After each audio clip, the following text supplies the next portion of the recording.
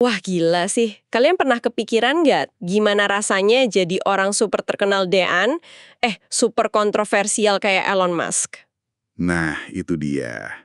Bakal seru banget nih obrolan kita kali ini. Oh iya, halo semuanya, gua Fadil. Dan gue Mila, selamat datang lagi di Pod FM, Podcast Fadil dan Mila. Kita siap banget nih nemenin kalian ngulik sisi psikologis orang paling, ya ampun, paling dibicarakan sedunia kayaknya. Gimana kabar kalian hari ini? Semoga pada seger buger ya, karena bahasan kita kali ini butuh energi ekstra buat mikir, serius deh.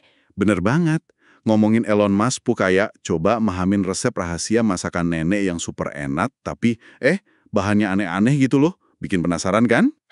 Iya juga, analoginya pas banget. Oke deh, kita coba bedah yuk berdasarkan berbagai analisis psikologis nih. Sebenarnya gimana sih daleman Elon Musk itu? Oke, siap. Pertama, soal gaya mimpinya ya. Dia tuh visioner banget, beneran deh. Targetnya gila-gilaan, kayak mau bikin koloni di Mars.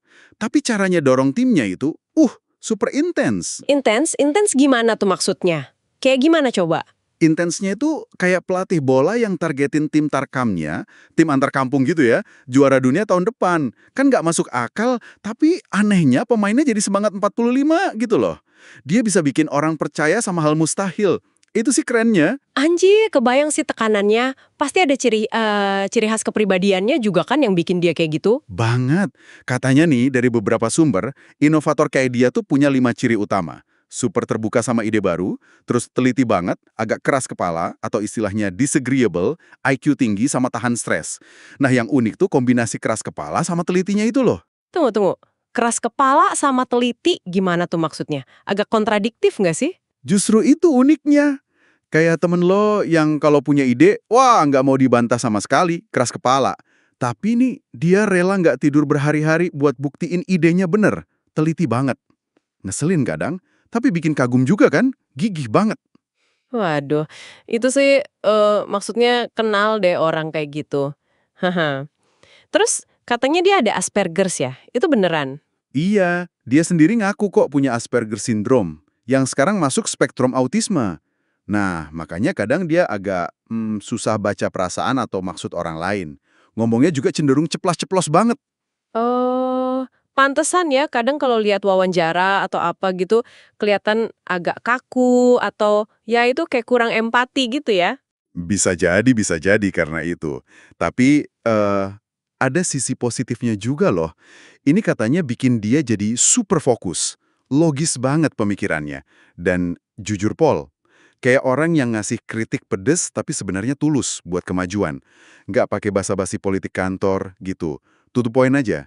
Haha, ada benernya juga sih. Langsung ke intinya ya. Tapi jadi orang sekaya dan seterkenal dia pasti berat nggak sih bebannya gitu loh. Nah, ini dia nih. Sering banget dilupain orang. Di balik semua glamornya itu, jadi super kaya dan terkenal, tuh bisa bikin orang jadi terisolasi. Susah percaya sama orang lain. Akhirnya seringkali mereka kayak memecah diri gitu. Hah, memecah diri? Maksudnya gimana tuh? Kayak kepribadian ganda? Bukan gitu. Lebih kayak punya dua akun kehidupan gitu loh. Kayak punya dua akun sosmed deh gampangnya. Satu buat publik, isinya pencitraan keren semua, yang sempurna gitu.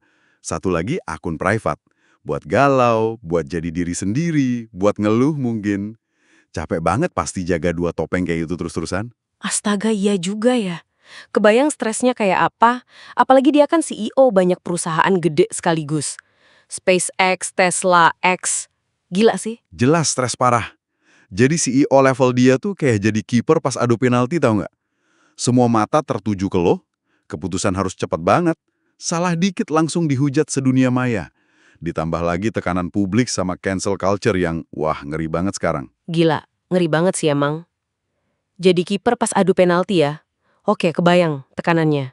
Nah, stres berat ini, menurut beberapa sumber, bisa bikin gaya mimpinya jadi nggak konsisten.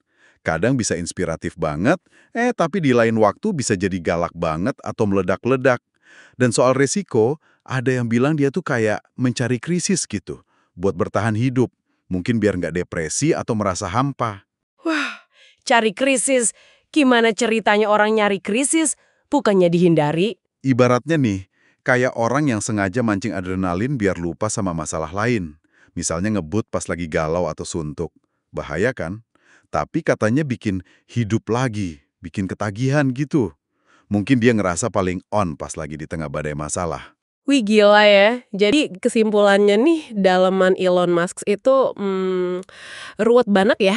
Kompleks, ada sisi jenius visioner yang gila-gilaan, ada sisi keras kepalanya yang unik, ada beban mental jadi orang super kaya dan terkenal, plus ada faktor Asperger's yang bikin dia unik sekaligus ya menantang juga buat dia dan orang sekitarnya. Intinya sih, memahami Elon Musk tuh kayak nonton film sci-fi dicampur drama psikologis, plus ada reality show-nya juga.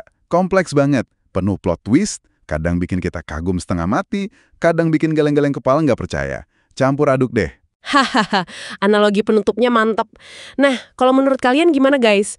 Ada nggak sih figur publik lain yang menurut kalian sekompleks Elon Musk ini? Atau mungkin kalian punya pengalaman ketemu orang yang super intens kayak gitu? Coba dong share di kolom komen. Oke deh, kayaknya segitu dulu ya obrolan kita di Pod FM Podcast Fadil dan Mila kali ini. Jangan lupa ikutin terus keseruan kita ngulik hal-hal menarik lainnya ya. Sip, sampai jumpa di obrolan berikutnya guys. Dadah!